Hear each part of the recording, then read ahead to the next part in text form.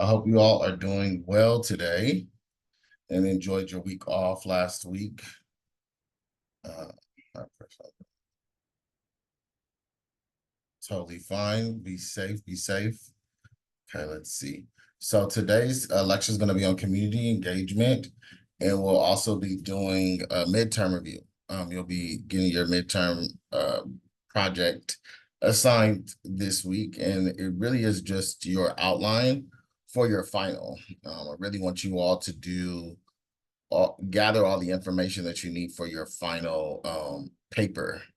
So we'll go over what that entails later on into the today's lecture. But before we get into that, I want to get into our icebreaker. You all have gone into a few field trips with your classes this semester for your studios and other courses.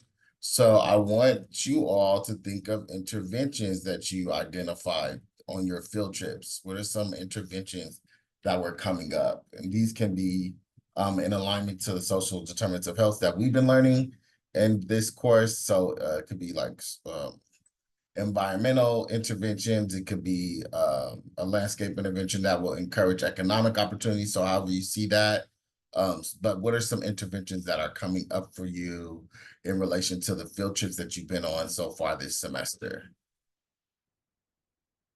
So for my folks that like to write in the chat, go ahead and get your chat, start writing your responses in the chat. But I'm gonna go ahead and go to Maya to kick us off. Hi, my studio is designing gardens for arthropods. So one place we visited on our field trip was just the small dirt lot on the side of the road. And there was literally nothing there. So there's a lot of freedom to imagine what could go on there. But we haven't really discussed what makes a successful arthropod garden yet. We're kind of getting into that this week. So I'm not too sure, but I'm hoping to learn more about what plants can help support the arthropods. Awesome, awesome. Thank you so much for sharing that, Maya. Let's go to you, Jorge Ramirez. Yeah, I think so. I'm in Muriel's studio for year 3, and we're doing a project up on the Azusa Ridgeline. We had a 2-part field trip, and on the second part, we went up to what used to be Vasquez Ranch, and they had like a little outlook that was real flat. I kind of imagine that space as maybe just an overview. Someone may need to go on mute. That might be you, Sergio. Boom.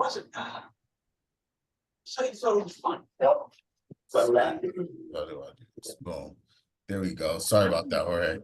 No worries. But yeah, I kind of saw that overview as just a nice viewpoint, and then a nice reflection point too. It was at the end of our hike, so yeah. Nice. Thank you for sharing that. Jonathan, you want to jump in there? Jonathan Reyes?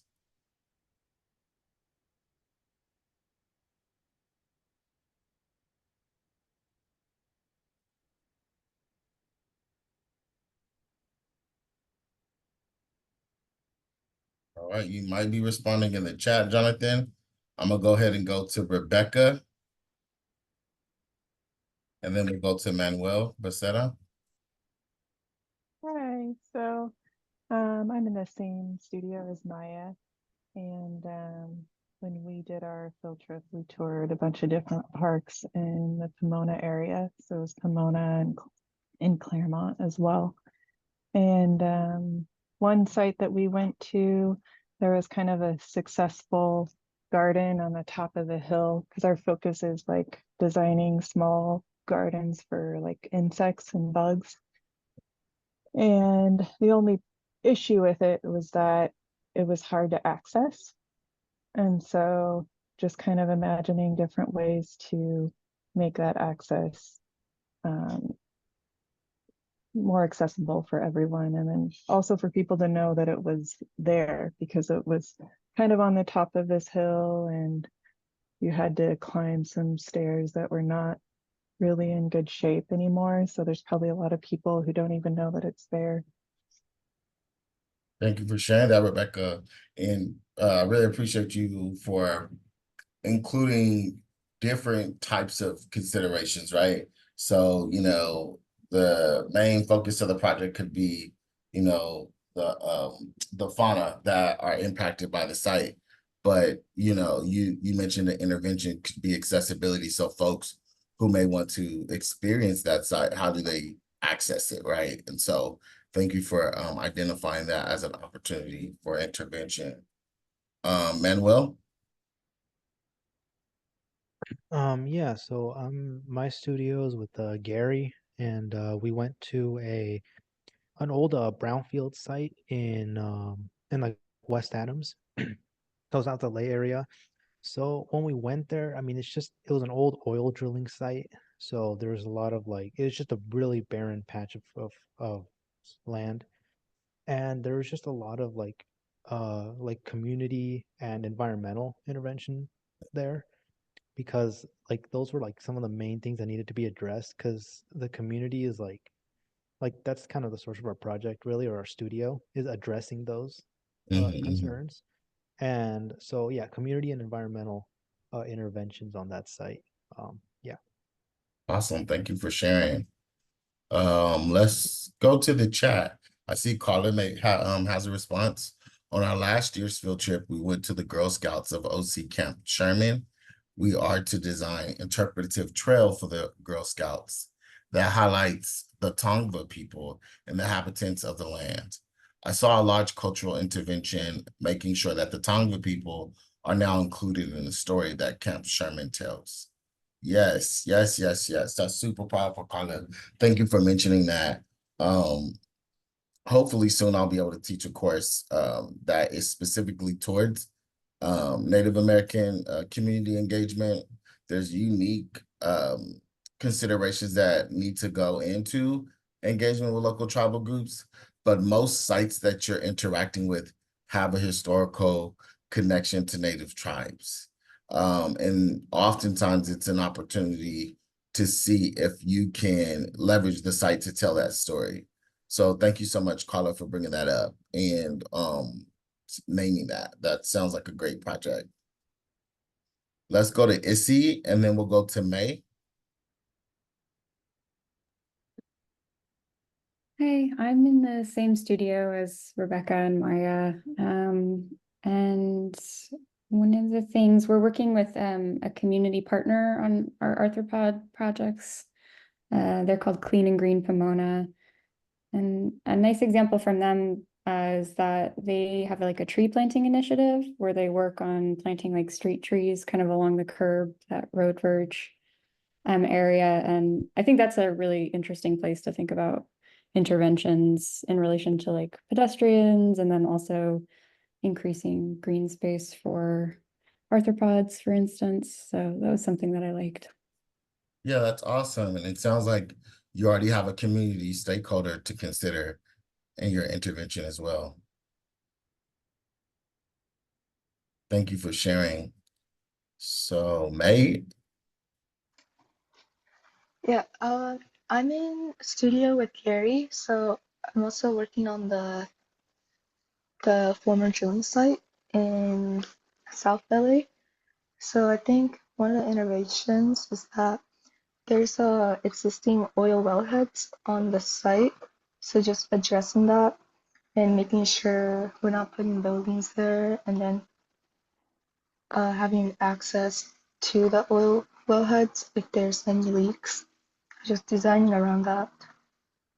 Awesome. Thanks for sharing that, May. Let's go to you, Julian, and then we'll go to Chase Gill.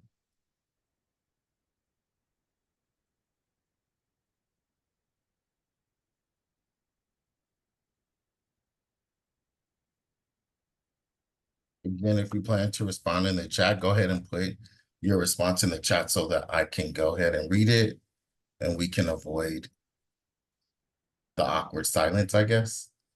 But yeah, no, Julian, if you want to jump in there, we can go to you. If not, let's go to Chase and Patty.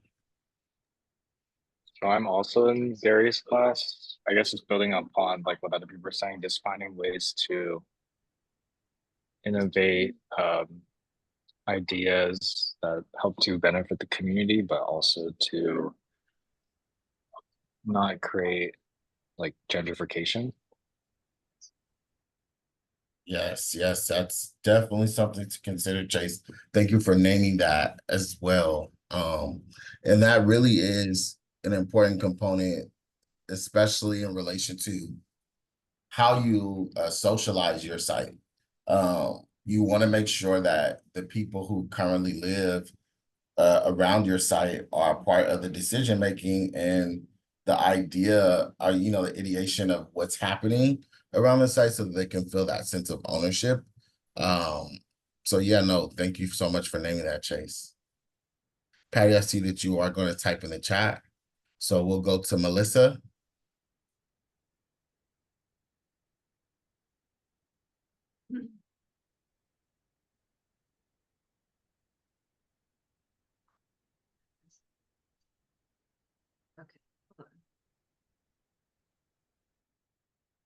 Okay, Melissa's writing in the chat.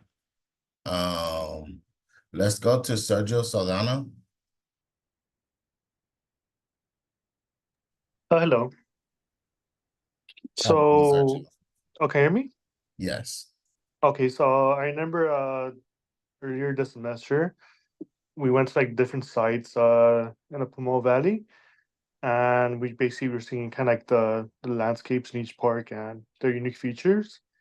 And I guess to take into account like I guess their value in kind of like a model of um like native habitat species of arthropods, which basically are like insects and stuff like that.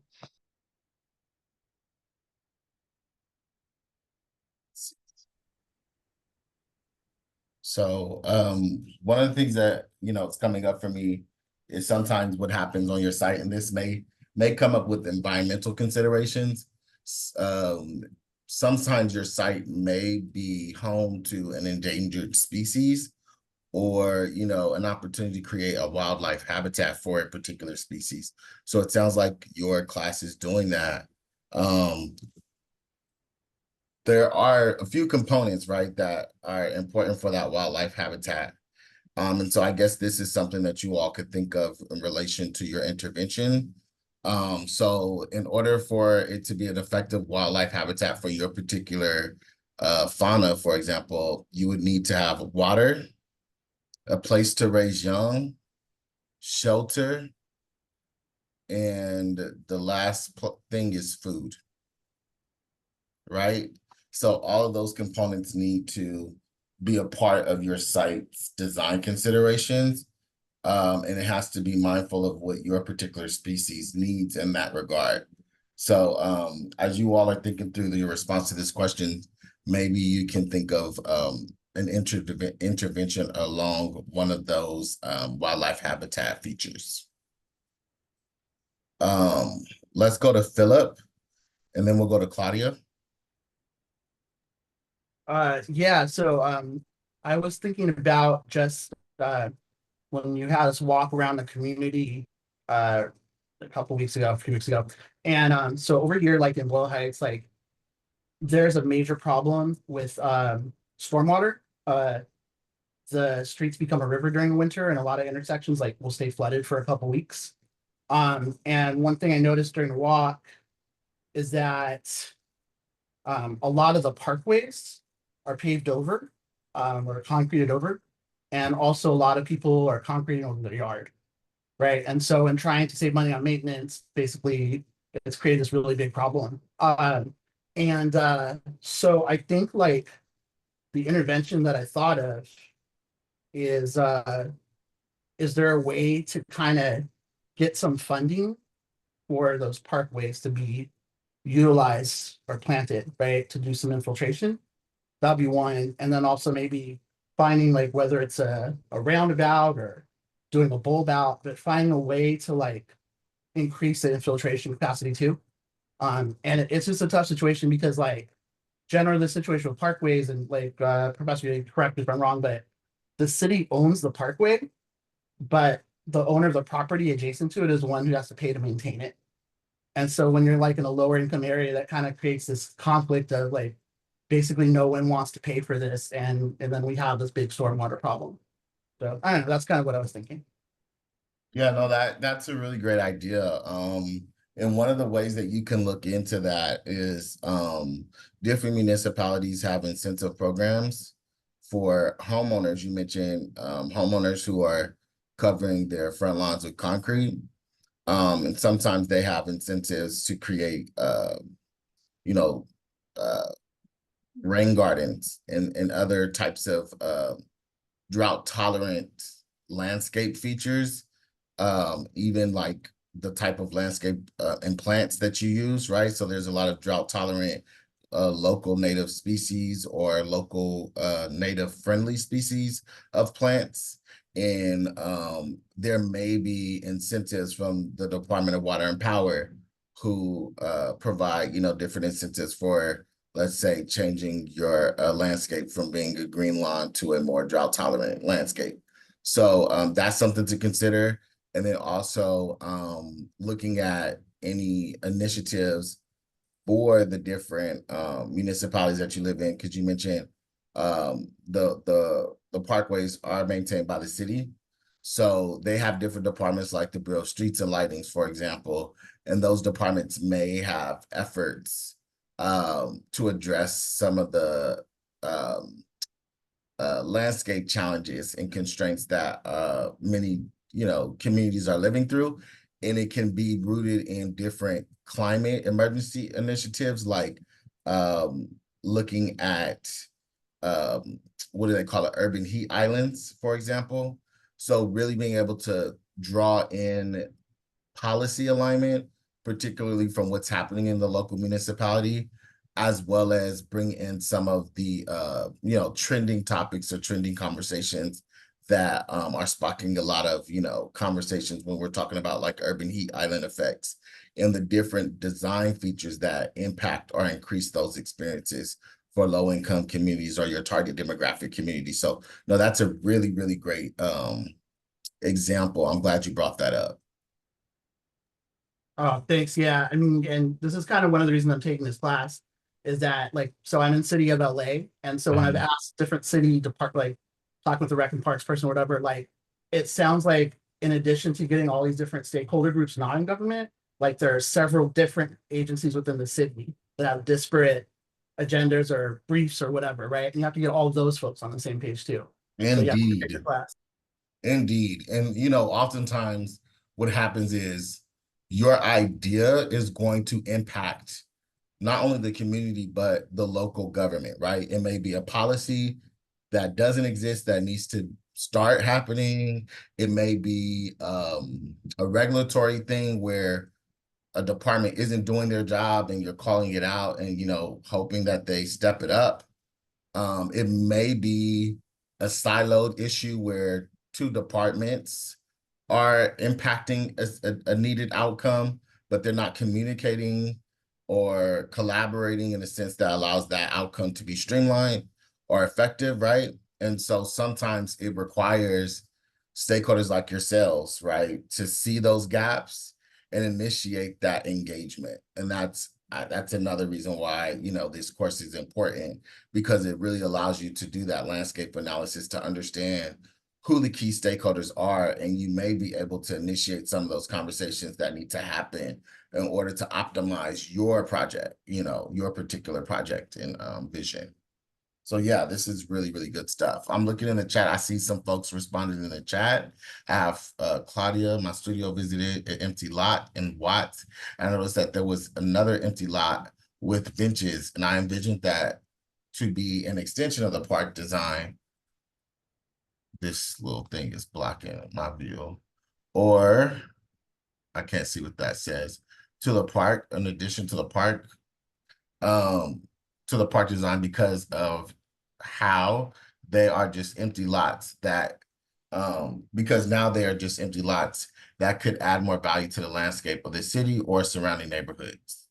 There's actually a policy motion that went out, and that's now currently having the city looking at all of its empty lots to figure out where they exist and if there's an opportunity to do land back and or looking at ways to utilize that land for addressing historical harm that has happened to many communities in LA. But that's some good stuff there, right? Really understanding what the relationship the city has to these empty lots. And sometimes they own them and can,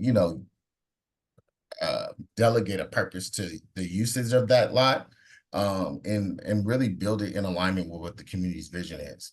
So thank you so much for sharing that, Claudia. I see Patty responding to the chat as well. Thank you. I'm currently in Young Studio and we're refocusing on the San Gabriel River. We're working on designing a space where the community can benefit a lot more from the river as opposed to just walking or biking the trail. Creating more community engagement and providing a safer area to be in, as far as adding more signage and lighting, is also a priority. We notice the community can benefit from. Awesome. I see that Issy provided a link in the chat for some projects in Berkeley related to some of the ideas that you were talking about, Philip. Definitely take a look at that. Entree, do you want to jump in and share?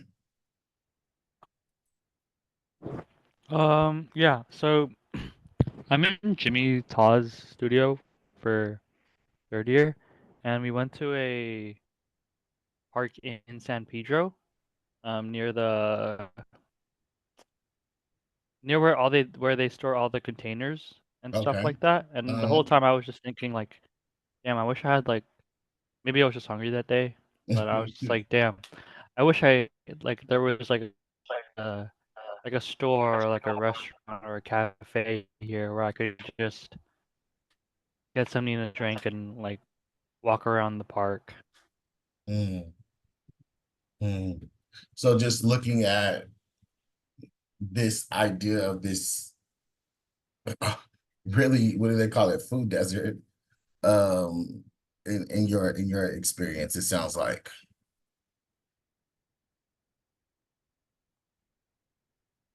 So Yeah, my would you was say when your like intervention, what would your intervention be in that regard?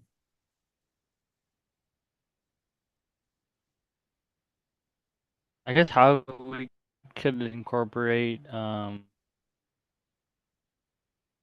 uh different programs into the site instead of just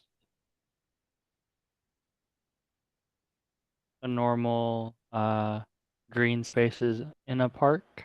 So making they have that And economic component. that's pretty much it.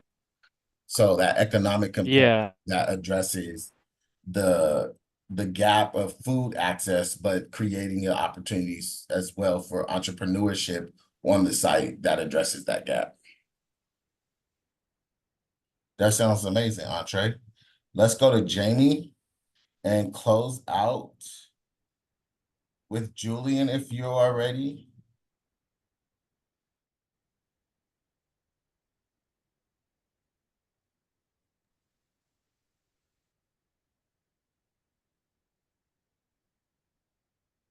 You want to jump in there, Jamie?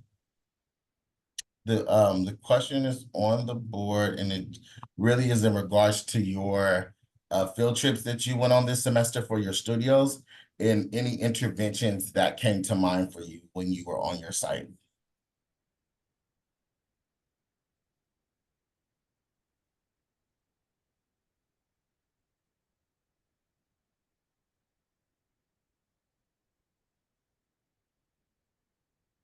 Feel free to write it in the chat. I'll go ahead and move on to our first video for today. And this is really helping you all think through some concept development, right? We've been talking a lot about community engagement, which is a big part of this course. But my hope is that your community engagement is informing your concept development for your design, your design studio. So this is a really good video that I think will help you just think of those things as you're also thinking of how to incorporate community engagement into your design process. So let's go ahead and check out this video and then we'll be back in a minute.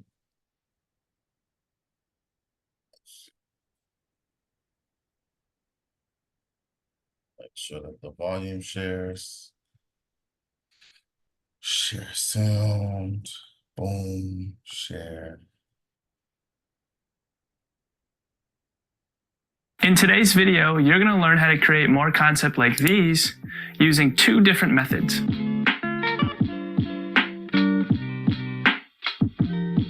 What's going on, everybody? My name is Carter and welcome back to Design It Green. Today we are going over a common problem that all designers face at some point in their life in their creative process. And that is coming up with a concept for your design. Coming up with a concept for your design is often one of the hardest things to do because it's in the very beginning of your design process. And since this is one of the first things you do in that process, it's always taught that the concept is your main driving piece that's going to guide your entire project down the road. So because of this, we can tend to get enamored on what this concept is supposed to be, and it can ultimately hurt our creative process in the beginning and also could box us into something that we're not ready to fully develop yet. But I'm here today to give you guys 2 different methods to think about when you need to start creating some ideas after you've been given a site. Now, for the purposes of this video, we're going to use my last project site that I had as a senior in college. So my site was located in downtown Boston along the Greenway. And for those of you who don't know anything about the Greenway in Boston,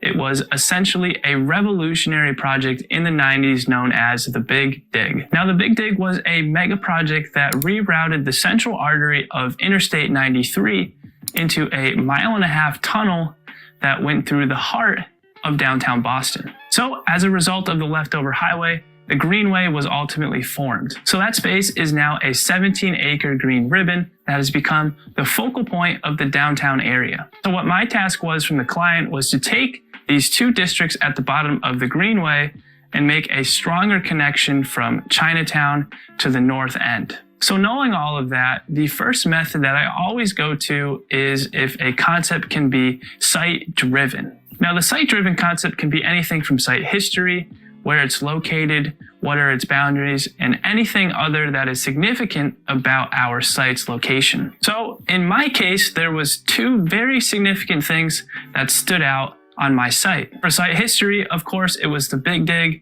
and that the highway now runs completely under the space we are designing for. And the second happens to be its location.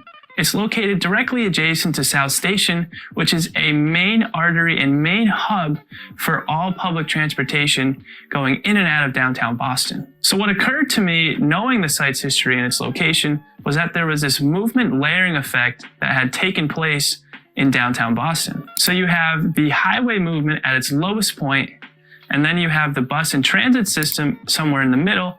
And then at the surface level, we have our pedestrian movement. So this idea led me to a concept that I called the social line. And the social line was simply just from understanding my site and understanding what was around me and the implications of where I was. You can see how by understanding the site and being able to take that analysis and abstract it, I was able to make these bolder blanket statements about the site as a whole. Now, you're not always going to be given a great site, and your site might have nothing significant about it at all, so you're not going to be able to make some concepts about them. So my next method that I like to go to is a client or program-driven concept. Here, we try and consider what the client wants and what the client needs in their program and see if there's anything significant that we can pull out of there to generate a theme or idea from. So in my case, my client indicated a lot of different program elements, but something that was stressed and stood out to me was the idea of having vegetable gardens in downtown Boston. So I did a quick Google search of how vegetable gardens are laid out and how they typically work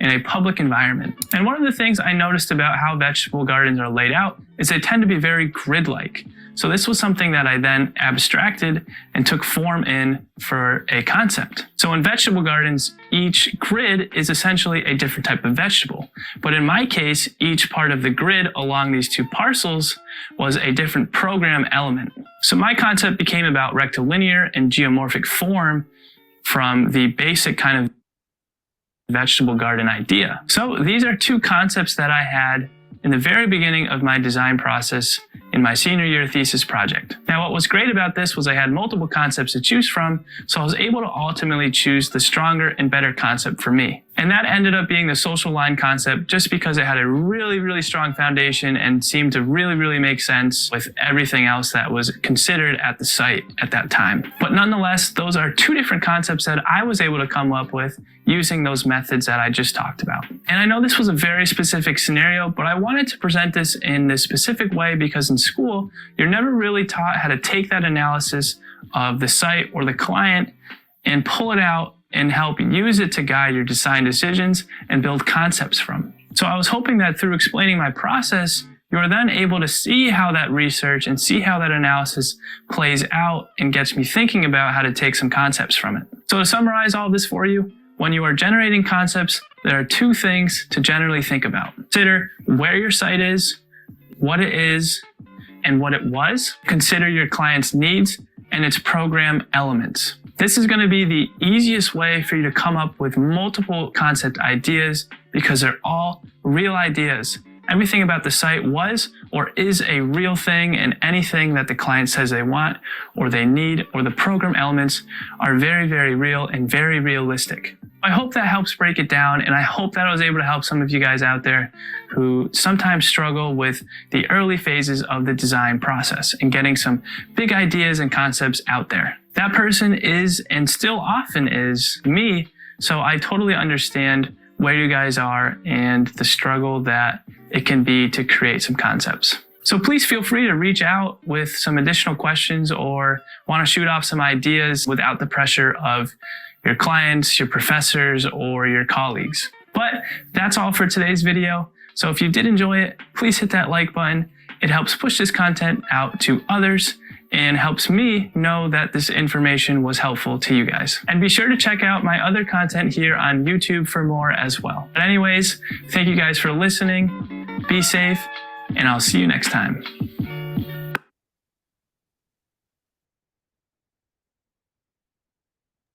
All right, so that was a quick video again to help you think through how to generate more concepts for your design. There are some really good things in this video. What were two key factors for your site that influences the type of considerations that you can make?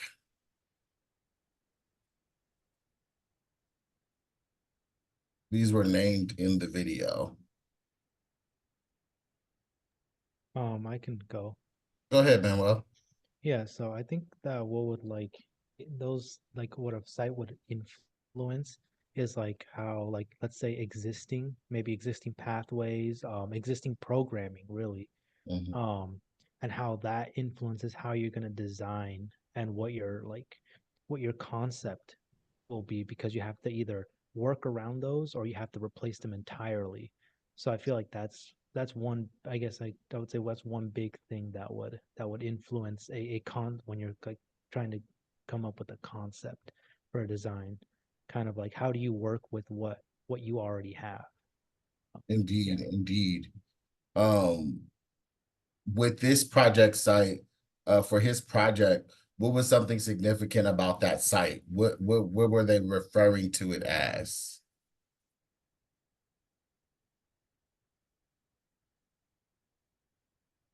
Oh, was that for me? The question? Yeah, you could jump back in, Manuel. Oh, okay. I think they called it a greenway. The Greenway, yes.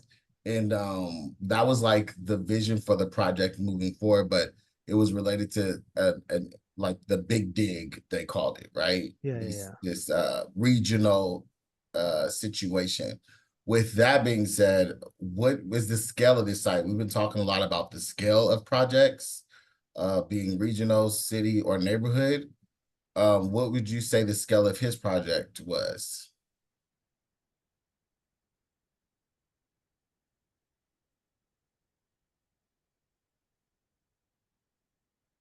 Anybody want to jump in and take a stab at that? Was it like a neighborhood? It seemed a little bit smaller than the green belt, right? It was like a smaller portion of it.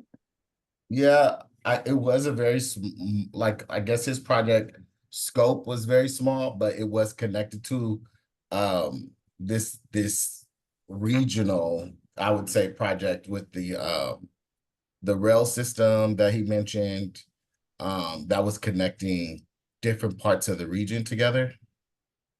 And they were incorporating this design in association with that regional project.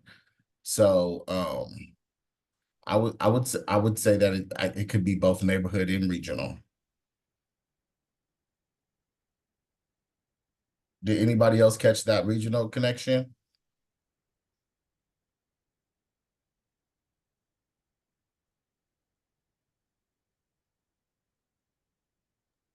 Yeah, I guess when he mentioned the it being like a transit hub.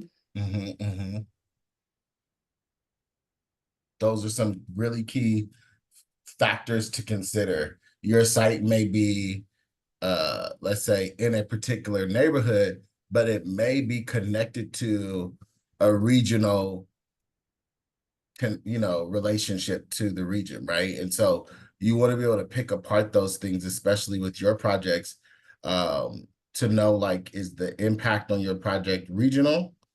Is it city-wide, or is it neighborhood specific, right? And so I want you to really think through that. What were some of the ways that he leveraged engagement for his project considerations?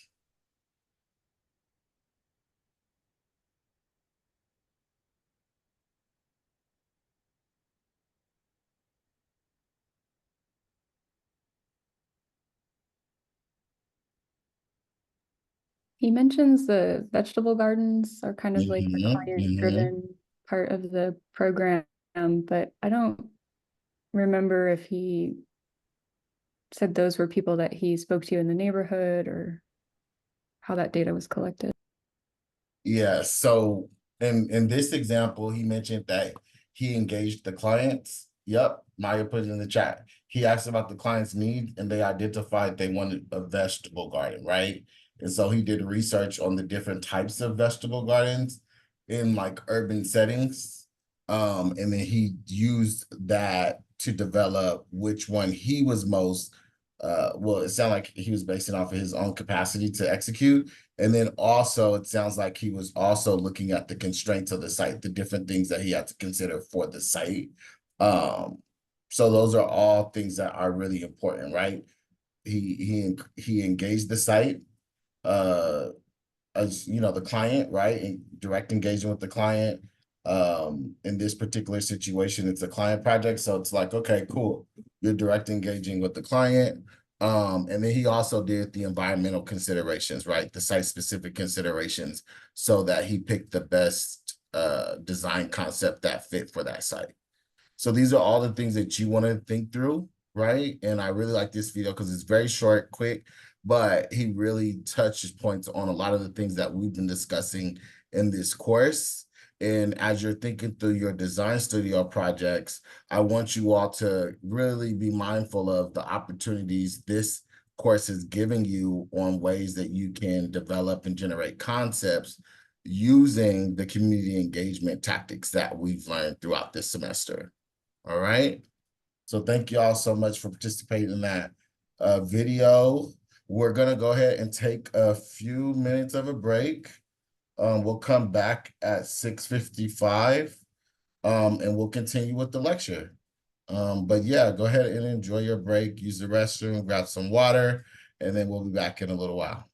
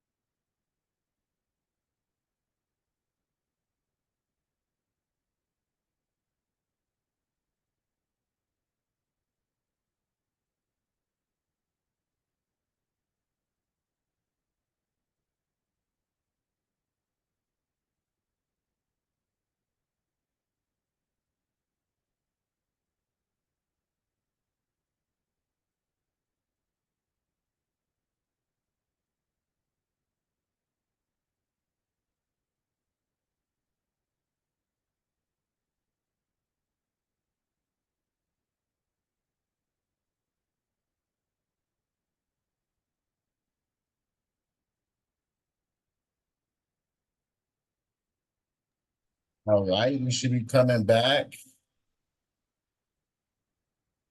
We should all be coming back. Please give me a thumbs up if you are back with me.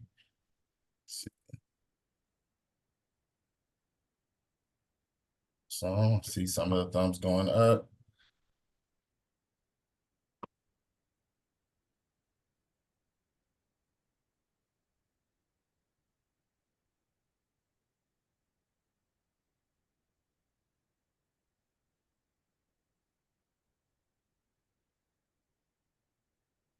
All right, let's get back into it.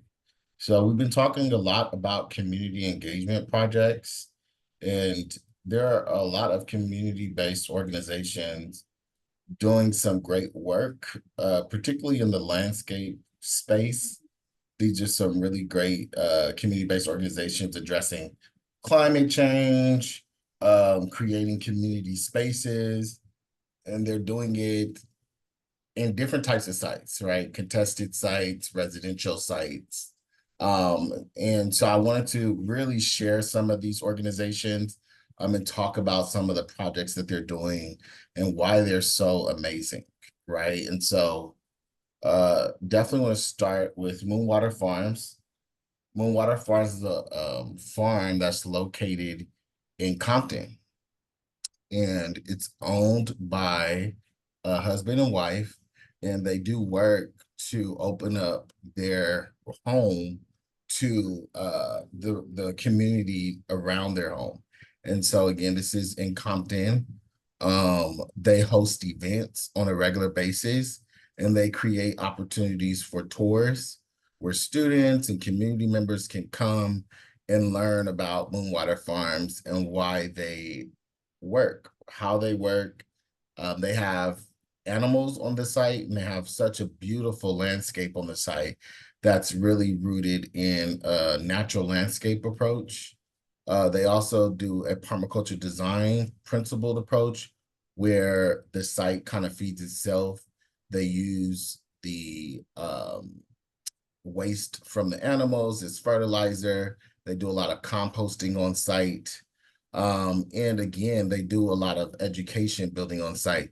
So they really leveraged this residential space, which actually is zoned for both residential and farming. And that's a very unique situation for certain, places like Moonwater Farms. This is a area in Compton that is designated. Many of the homes are designated for both farming and residential, so they can both have these activities related to farming, and really build a business around it, while also living at that site. So that's a unique experience. There are a lot of places, like let's say in the Valley, that have designations for both farm and residential, but it's a unique experience to see this happening in South LA, in Compton, near Watts, right?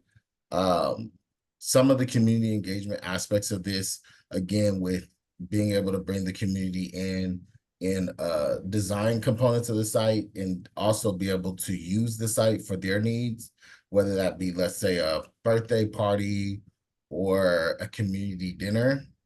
They're doing some really great things to ensure that this site is not only, operating in community, but also serving community, as well as being in collaboration with community in its maintenance, as well as usage, right?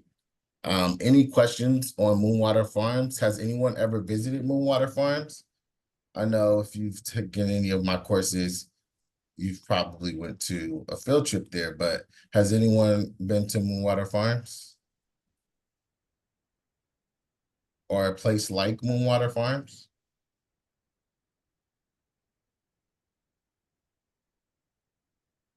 Yeah, I think last semester, for studio, we went to this, I forgot the name of it exactly, but it's in, uh, down like past Irvine, kind of down that area.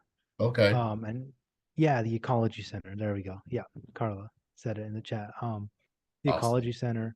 And so that place is really similar where they have like these like outdoor classrooms, kind of like how it's shown in the pictures, and they grow their own plants and vegetation, and they have like a learning center that's connected to that farm, so that kids and people can actually go and like learn about the different plants and stuff.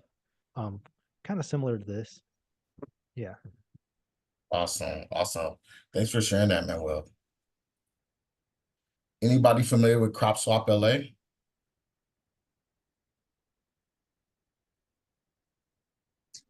Question, when was that built? Or when did they start that? Moonwater Farms? Yeah. That's a good question. I'll have to get back to you on that. But I know that it's been around for at least 10 years. Oh, wow. Cause I grew up in South Central, so not too far from Compton. Yeah, no, But that's not far at all. But I moved out of LA or that side around 2008. So I mean, I don't know if it was there before, but that would have been cool to visit. Yeah, you have to check it out for sure. You have to check it out.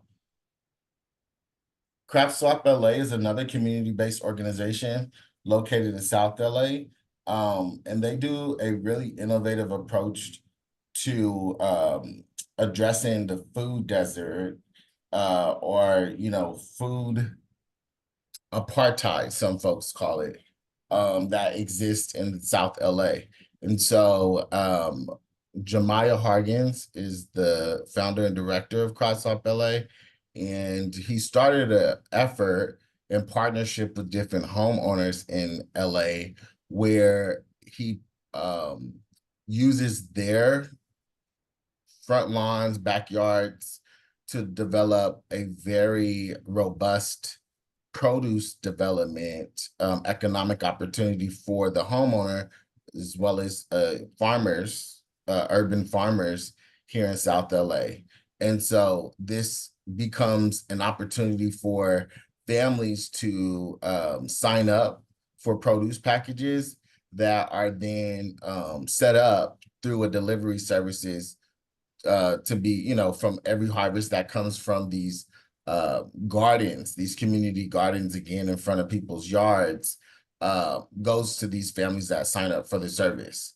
And this is a really powerful initiative because, again, it creates economic opportunity, and it also creates viable landscape usage for this effort in a, you know, location like South LA that oftentimes has challenged usage of the landscape for agriculture, right? There's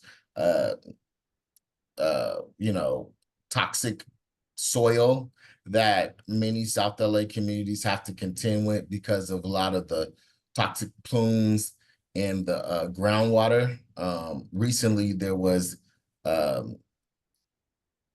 what the mayor of LA, Karen Bass, she went out to Watts with the EPA to talk about the lead in the soil in the groundwater in Watts, right? So these are real issues that many communities in South LA have to contend with in order to grow produce. And so organizations like Crop Swap LA are doing a lot of the groundwork to ensure that the landscape, right, is developed in a way that protects the produce and makes sure that it's healthy produce that can be, you know, harvested and sold to the community and generate income for this community-based organization, as well as local homeowners, right? And then again, that significant component of addressing food apartheid. This all requires robust community engagement. Much of the work Crop Swap LA does is in volunteer work that they do in partnership with community. So it's really amazing to see all these intricate pieces of community engagement come together around landscape design and garden development, right? And producing opportunities for communities to address, again, their lack of access. Mudtown Farms is another amazing initiative. It's another program in South LA in the urban community, and it was a program that was designed to bring the community together through opportunities for education, community building, events, and economic opportunities. So Mudtown Farms is a way for urban farmers to have places where they can grow produce. Trying to bring up some more stats for this because this is a really intricate program that was done in collaboration with the community-based organization called WOCLC, which is Watts Labor Action Community Coalition. If I'm saying that correctly. Yes, Watts Labor Community Action Coalition. Okay, so someone said that Mudtown's Farms in Watts near our site for studio is near Jordan-Down Development. That is correct. So you're very familiar with this site, right? This right here was a project that was built, again, in partnership with the community-based organization who gathered resources, who gathered ideas, and opportunities that came together around government resources as well, right? So this project received money from a program called TCC, Transformative Climate Communities Program, where they distributed over $33 million of investment to California climate investment projects to the implementation of Watts Rising Vision, which included Mudtown Farms, right? So the Mudtown Farms is Watts Community Healing Tech Garden, and it's adjusting to new health standards set by the Centers of Disease Control, but they're continuing to distribute fresh produce to the community through pandemic to alleviate food insecurity. The community engagement of this project was a central component of the TCC funded projects, right? So again, when we're talking about the idea of incorporating community engagement, it also can be a great opportunity to acquire funding because again, you know, different funders like mentioned here, the investments in social resilience projects that came out of the COVID really work here in California. This is again a California program through their Strategic Growth Council. They provided this money for projects like Mudtown Farms, and a big part of getting the money was their community engagement plan. So when you all are thinking of developing your community engagement plans, just think about the value that it brings to your project. It allows your project to ensure, right, this idea of community insight and feedback and partnership, but it also creates opportunities for funders to say, yeah, this is a project that we want to get behind because it, again, addresses that community engagement piece that many projects sometimes have a blind spot for. So I wanted to share some significant projects that really spoke to the importance of community engagement before we got into this quick video by Planetize. So let's get into this video real quick and we'll be back.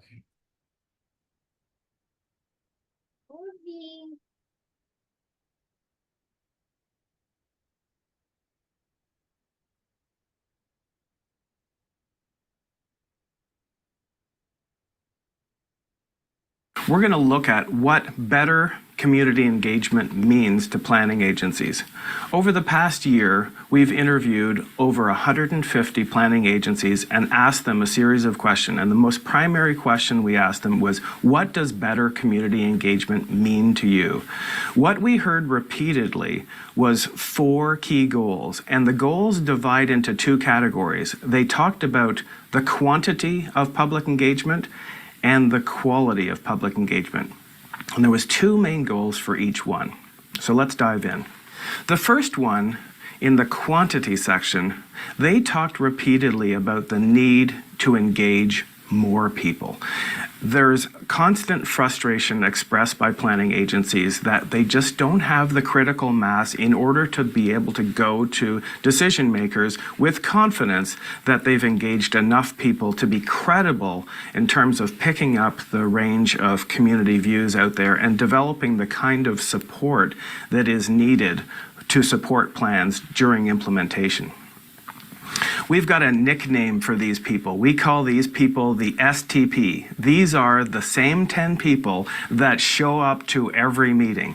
And it seems like we're constantly facing the situation where we have to figure out what angle do we take this picture from to make it look like lots of people showed up. What we're really looking for is a big crowd of people, and we realize it's difficult. People have other things to do. They're busier and busier, and it's very difficult to get their attention. So the first category is really about the quantity of engagement, engaging more people. Another aspect of that is the demographic that shows up to typically involve themselves in public meetings.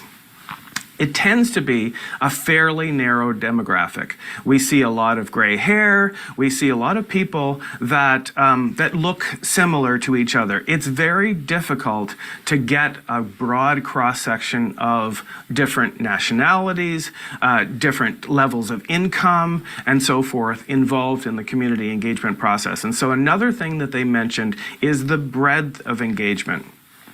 Whether we call it the environmental justice community, all kinds of groups out there have proven to be historically very difficult to engage. The next category is about quality. The need to not only engage more people from a broader demographic, but also to collect informed input. And this is tricky because when we recognize what we have to do to engage more people, oftentimes we're compromising, in many cases, the quality of input. When you get people to show up at a public meeting and give up several hours of their time, it's fairly easy to get quality information from them because they're spending enough time to actually be thoughtful about the input that they're providing. As we struggle to engage more people, oftentimes we can see the quality decreasing. Quantity without quality is meaningless, and it's easily discounted when we ask simple-minded, multiple-choice questions and so forth. Planning deals with complex issues, and it's important that we know that people are being educated along the way before they're being asked for their input. So I'm going to, throughout this course, I'm going to show a few examples of projects that we've worked on at MetroQuest that I think illustrate some of these points effectively. Now, it doesn't mean that MetroQuest is the only tool out there that's doing this kind of thing. It's just those are the ones that I'm aware of. And so here in this project, I thought they did a very good job with engaging people in looking at different scenarios of the future. And this interface allows people to learn about the pros and cons of different alternatives and look at these different strategies in a visual way, as well as looking at some metrics and a description of each one before they're asked to vote on it. So in that way, I thought this one for the City of London, in working with the IBI group, did a very good job of educating people before they were collecting their input. So increasingly, there are ways available using technology to inform the input that's coming in while still engaging people in a short period of time. Lastly, on the quality front, collecting actionable input was mentioned frequently as we interviewed planning agencies. Activities that have quantifiable results are favored by agencies over open-ended input. And the reason is quite simple. If you allow people to present any idea they want, fill in a text box or something like that, or write in a comment on a comment card, it's very difficult to quantify how many people felt a certain way about an issue because they're being characterized differently and there's judgment calls in each case. And so thinking about ways that you can collect input that allows for open-ended comments, but also prioritizes having people provide input in a way that can be quantified is quite important. So in a variety of examples that we looked at, having things like visual preference surveys allows people to operate very quickly. It's kind of fun and interactive, but it also collects quantifiable input so we can evaluate specifically how many people favored a certain option over other options, as we see in this example for the city of Abbotsford that we worked on with Dialogue. That allows us in the back end of things when we're analyzing the results to quantify the results and even break them down by demographic group and so forth. And so the quantification becomes very important in terms of analyzing who we've heard from, what they felt were priorities and alternatives that they preferred, as well as being able to communicate to the decision makers who we've heard from and what their opinions were. All of this research culminated into a single sentence.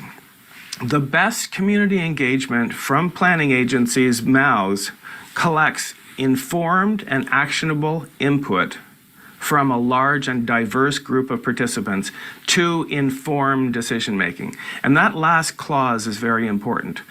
The input needs to inform decision making, and we need to close the circle and go back to the community and illustrate how their input has informed that decision making. And that creates what we call a culture of engagement, which increases the enthusiasm of the public over time to get involved and gives them a real reason to be there.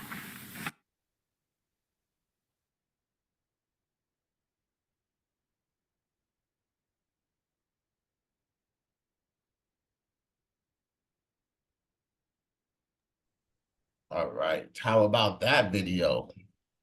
I really, really love that video because it really, I feel, illustrates the importance of the tools that you all are being introduced to this semester, because it really illustrates that feedback loop that you want to be getting from your engagement with community. And that, again, explained it very well on the importance of that. What I'm doing right now is getting some questions together for you all to respond to. So give me 1 second so I can put them in the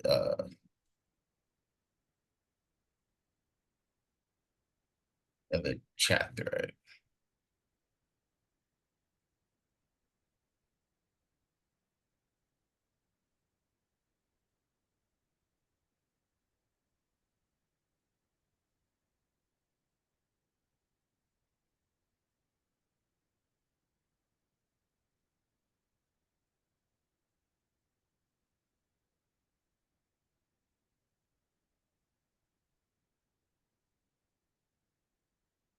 So we will take about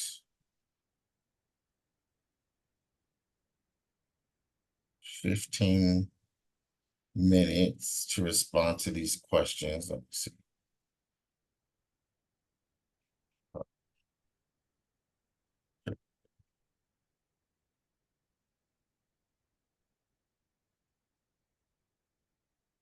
Come back at 7:33.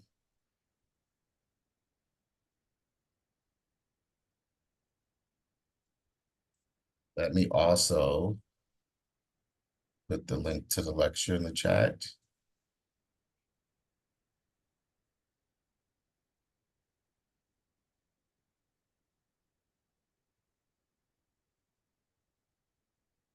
So that you have access to the video.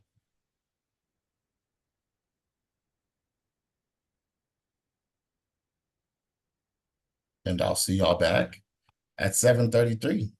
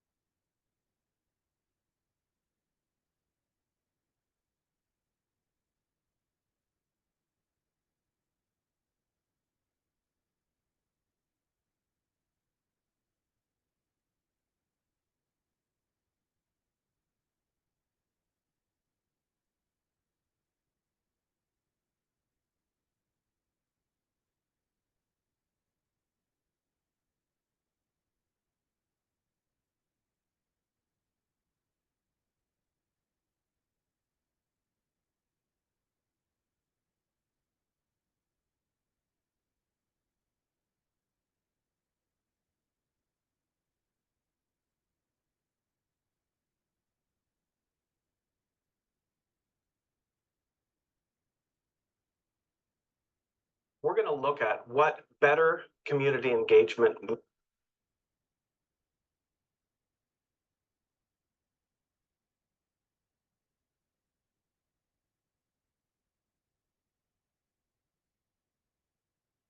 into two categories. They talked about the quantity of public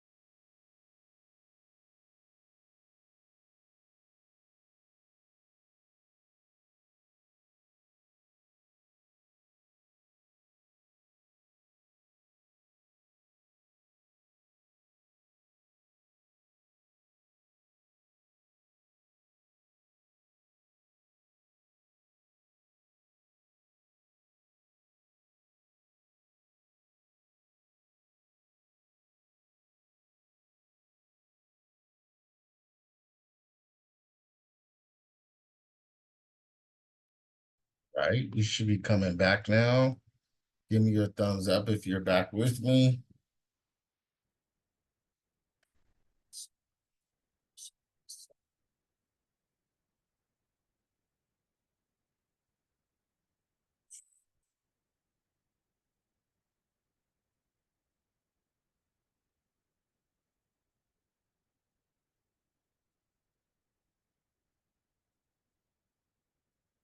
All right, so let's get into some of these questions.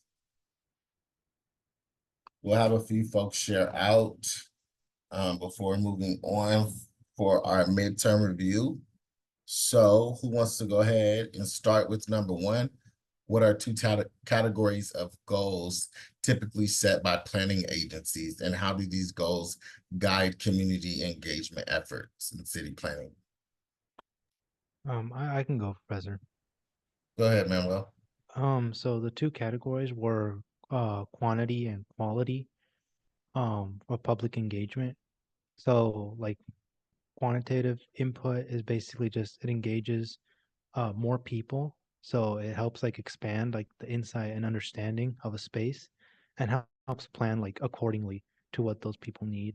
And then qualitative input is basically just getting information from people who have put more time and effort into giving a more informed opinion, as opposed to people who make a certain comment or just appear at certain times and give a quick opinion about something.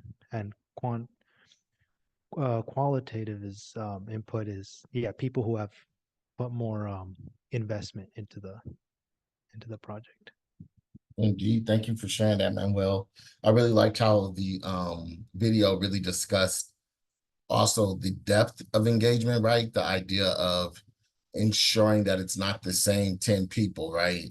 I think it had like an acronym for that, but that is critical, right? You really want to ensure that the folks that aren't typically engaged are really reached out to, right? Like you come up with a specific approach to ensure that folks you don't normally see in the room get an opportunity to provide input. And that may require strategic approaches to that, meeting folks where they like to meet versus like requiring folks to come to a specific location, right? And so really incorporating those, I guess, approaches to ensure that those same 10 people aren't a part of the conversation, right?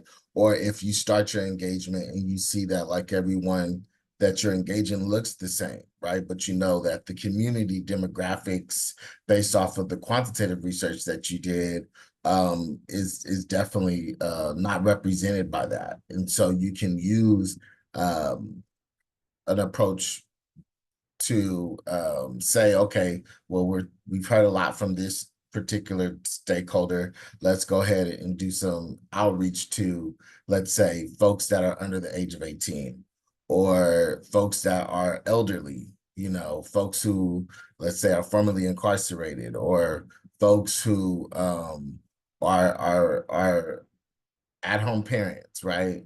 Folks who use a park, right? So you really want to make sure that you're doing that intentional outreach, not only with your stakeholder group, but within a stakeholder group, right? You're doing the outreach to ensure that your different stakeholder groups are diverse and inclusive, which will help that insight. Does anybody else want to respond to number one? Anything on the mind for anyone else that came up for you? Claudia, looks like Claudia put the two categories are quantity and quality of public engagement. The goals are to engage more people, engage a broader demographic. Yes, collect informed input. It's crucial to educate the community while seeking the input because, okay, so these are the response to all of them. Thank you, thank you. Who wants to take a shot at number two? Why is it crucial to educate the community while simultaneously seeking their input? And how does this dual approach enhance the planning process?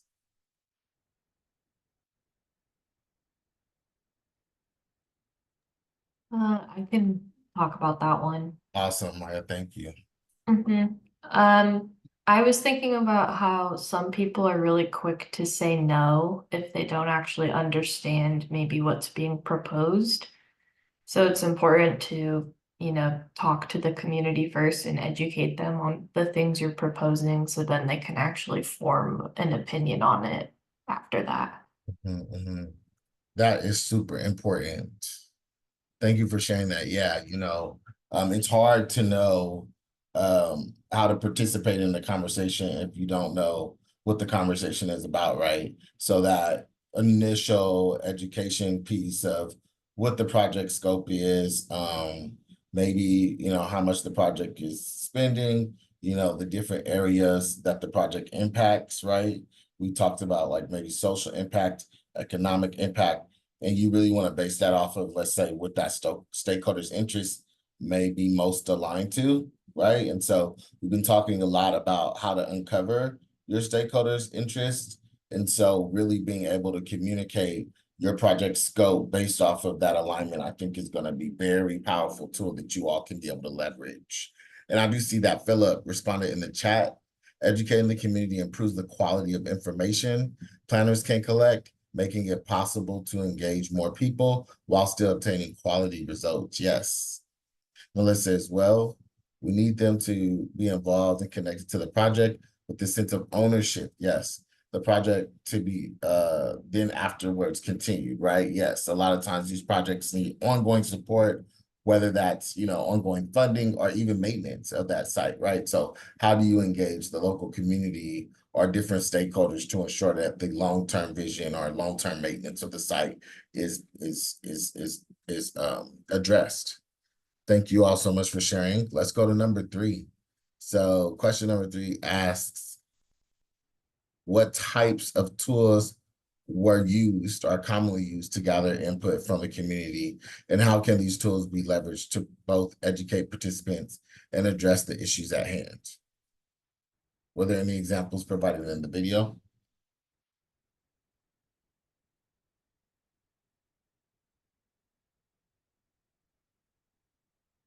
Who wants to go ahead and knock number 3 out?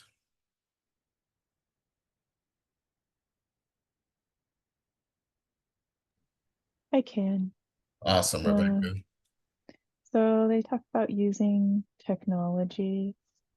Specifically, it looked like they use mapping and visual aids to kind of show participants and educate them at the same time, both providing the issues and then also providing different possible solutions along the way, while also asking questions and getting feedback at the same time. Yes, yes, that's really a great response. Thank you for that, Rebecca. And I see folks have provided examples of some of the tools used. For example, the visual preference surveys, right?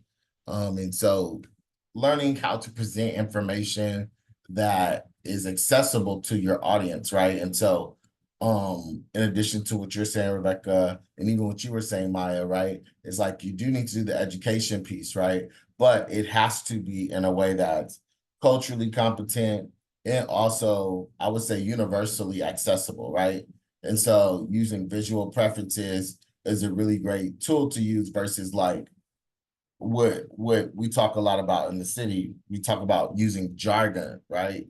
All of the acronyms that we know, or all of the information, using big words that we learned in class, right?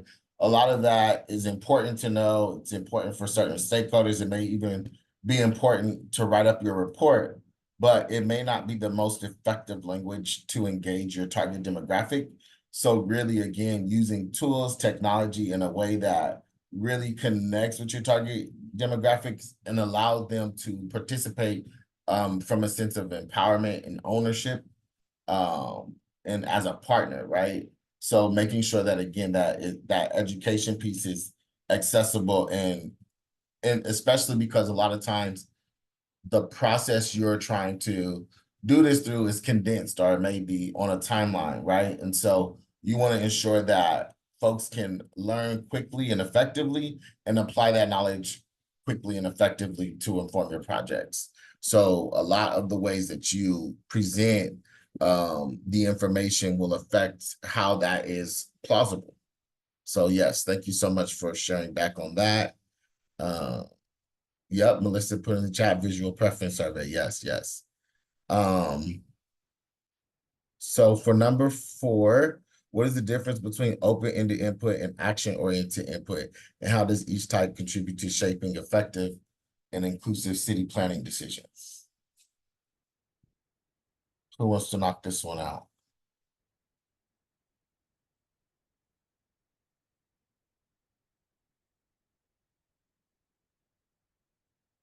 Our last one. It's our last one. Who's the brave contender?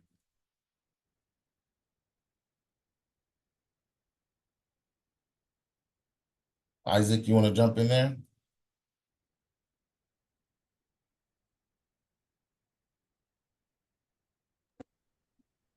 Sorry, I'm driving. I didn't get to that one. Okay, cool. Drive safely. Chase, you want to jump in there? Chase Gill? I wasn't fully sure on the answer. Who has an answer in response to number 4? Raise your hand. I can go, Professor. Thank you for being the sacrifice, Manuel, but you definitely have participated a few times today. So shout out to you for that. But let's see if someone else can respond. And I also see that I have Claudia's response in the chat as well. So I'm going to read that. But while I'm reading that, I want someone who hasn't got a chance to share today to be brave and come off mute and share for number 4.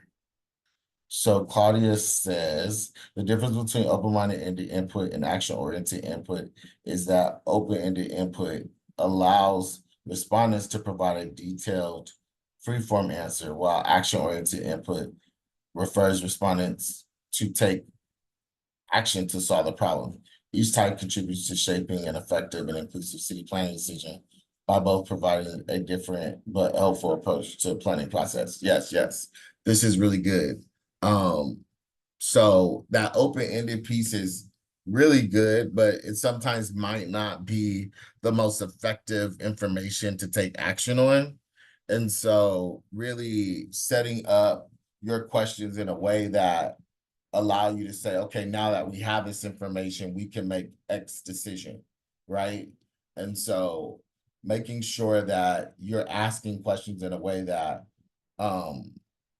can be applied to your project scope, and not just information that you then have to figure out what to do with, right? So you want to think through the use case of the answer in relation to like how you can then take action on that. And so that's a really good way to do that. Thank you so much for sharing that, Claudia. Anybody else want to respond to number 4 so that we can go ahead and jump into our midterm review?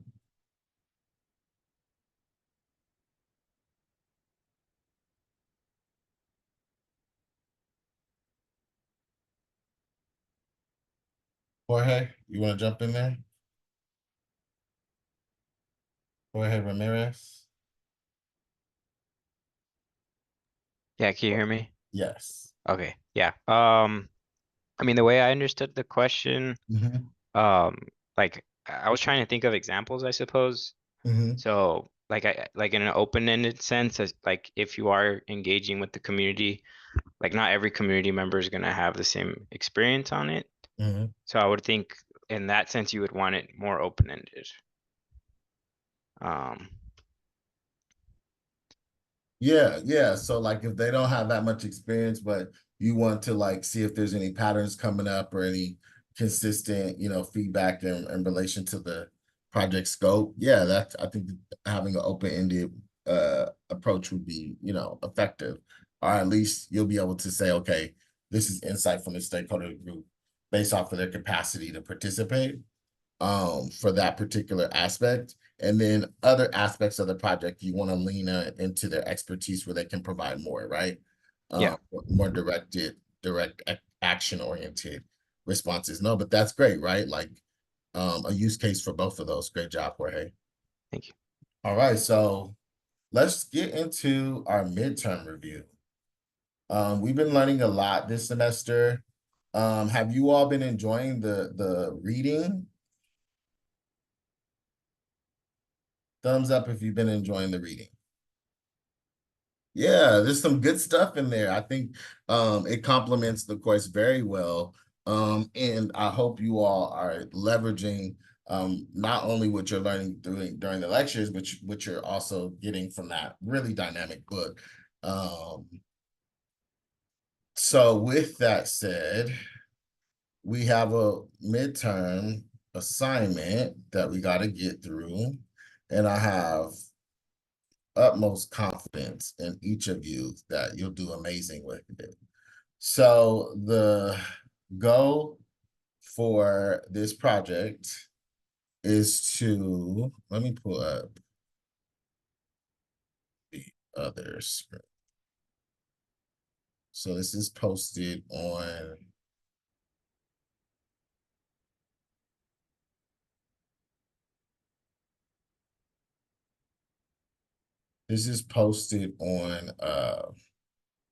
Canvas.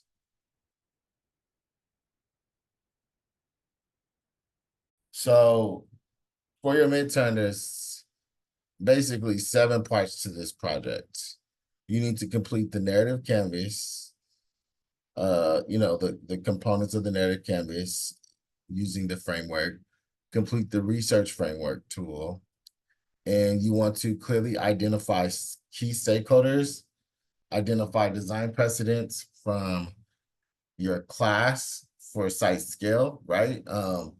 So we're talking about your studio course. So each of you talked about your studio projects. Some of you may have regional projects, some of you may have community projects, some of you may have city-based projects. So I want you to be thinking about the scale of your project and be able to articulate why you identified it as that scale.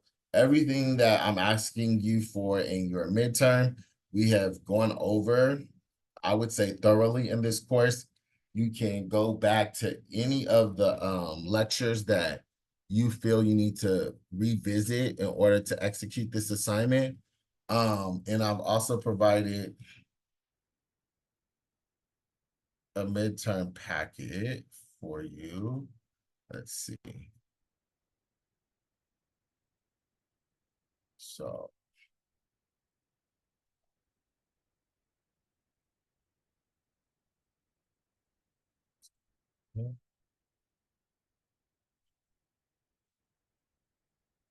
access.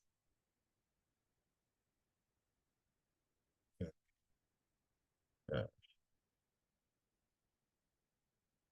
So I've provided some clear instructions for y'all in your midterm packet link, which I will update. But here is your midterm study guide.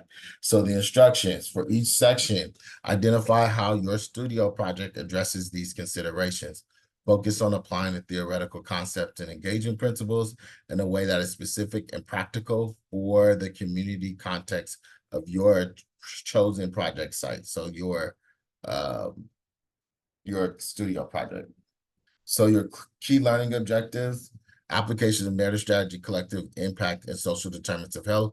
Students will integrate these frameworks into their community development proposal outline.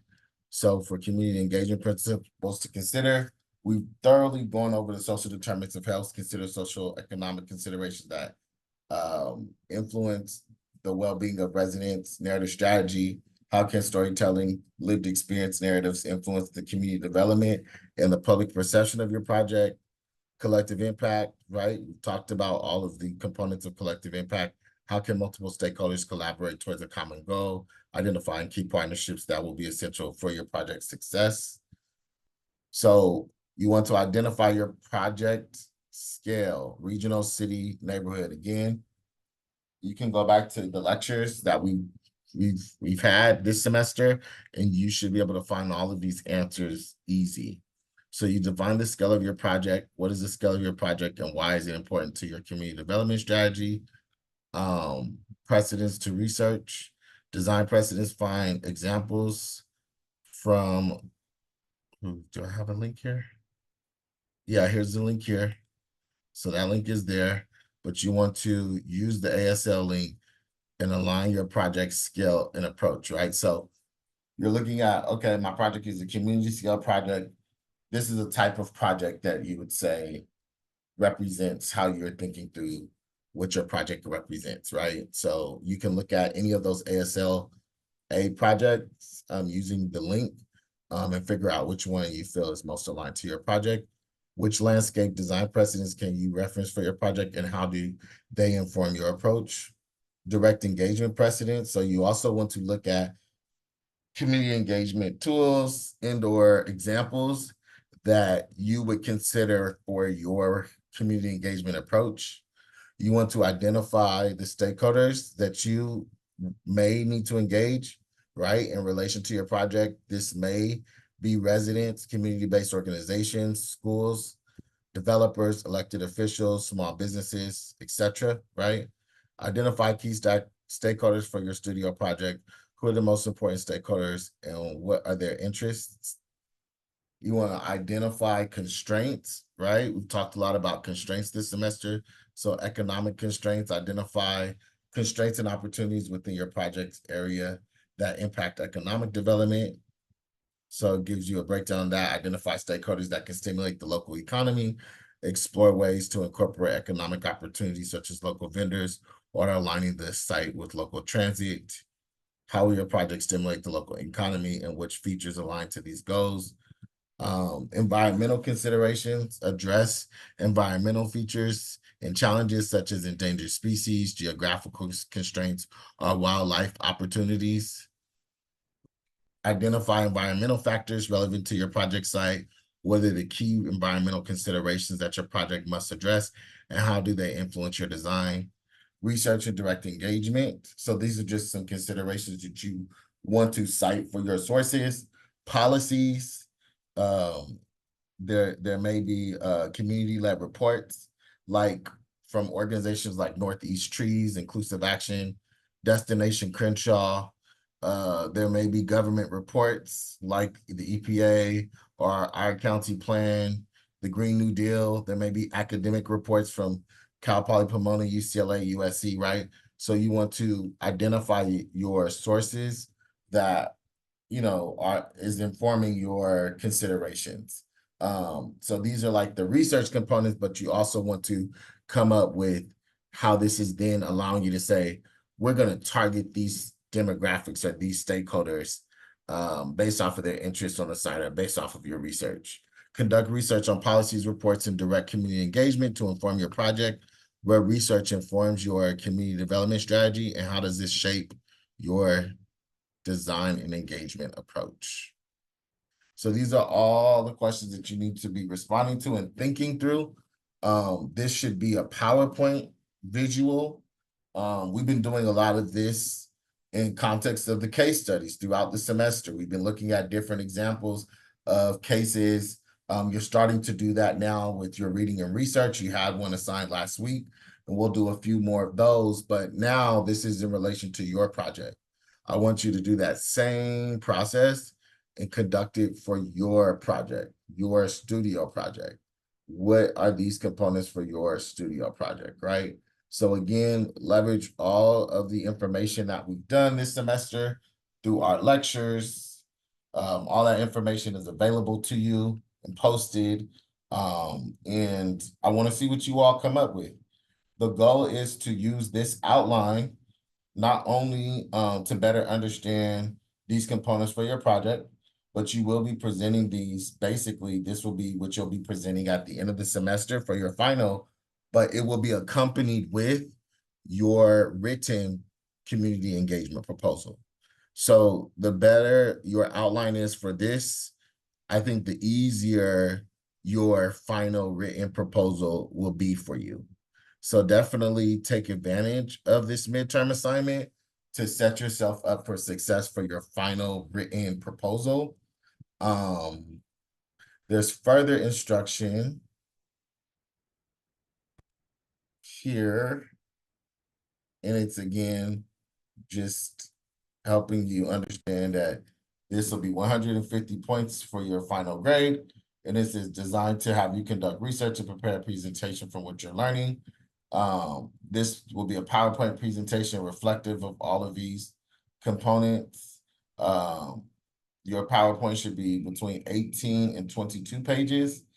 It shouldn't be over 25, but 18 to 22, I would say 18 at minimum. So if you don't have, if you're turning in a 10-page midterm and your content is lacking and not really reflective of all these components that need to be addressed, then you won't receive full credit for it, right? So make sure that you're thorough in your explanations, make sure that you're hitting the representation of your key stakeholders, and make sure that it shows that you've been listening in class since the beginning of the semester, right? Have y'all been enjoying the content so far this semester? All right, I got a hand clap. I'll take it. A thumbs up. I'll take it. I'll take it. So with that being said, you know, we're already halfway through. I can't believe it. So make sure that you're taking it all in and now you're able to apply it to your studio project and really enhance, you know, what your studio projects can be, right?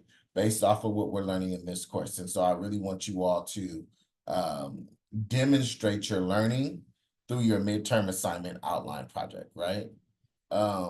So that's all I have in regards to your presentation for your project. I want to open it now for questions. Any questions that you have for your midterm assignments? Any questions folks have? Are there any questions that folks have coming up for you? Chase. Wait, just to clarify, so all of that is due next Monday? Well, yes, I wanted to kind of put some fire under it because it is a midterm. And I feel that you all can do it. I feel like you all can execute this effectively. You've learned so much this semester so far. And I think you can do it. Okay, so that's like with the research, the slideshow presentation, that whole package all next Monday. Yeah, so with the research and reading, you should already have some of that done because that was assigned a couple of weeks ago. I know there is a lot. So what I can do is I can push this to be due later in the week next week. Which would be like Wednesday. Is everyone in agreement with that? We could push it back a couple of days. Yeah, that may be helpful because I was just thinking realistically, like I have other classes. I also work, like I was just trying to think like how I'm gonna balance it all. Okay, so what I will do based off of this discussion, I will edit the due date to go from next Monday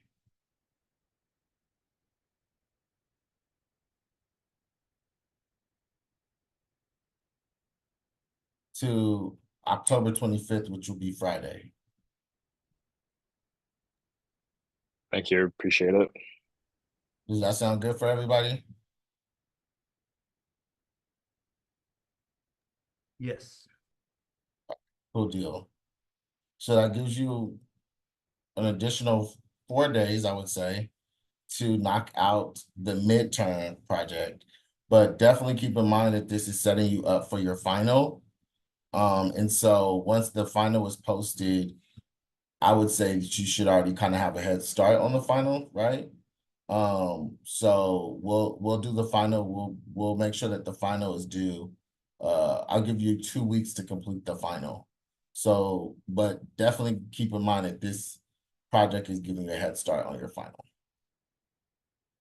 Any other questions coming up for folks?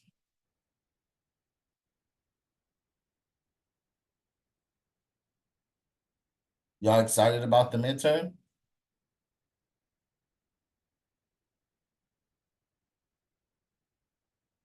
Crickets, huh? Crickets. Well, I know that you all can do it, right? Okay, I can see some celebration here with Philip. Thank you for that, Philip. I know you all can do it. I'm really actually excited to see how you all apply what we've been learning to your own projects versus the case studies that we've been going through in the course. So I'm excited to get your midterms back, so that I can see how you all are thinking through this. But with that being said, I don't have anything else for us today. I can stick around for anybody that has any questions that they would like to ask. But that concludes the lecture for today. We'll be ending a little early today. I don't know why I thought that was going to take longer.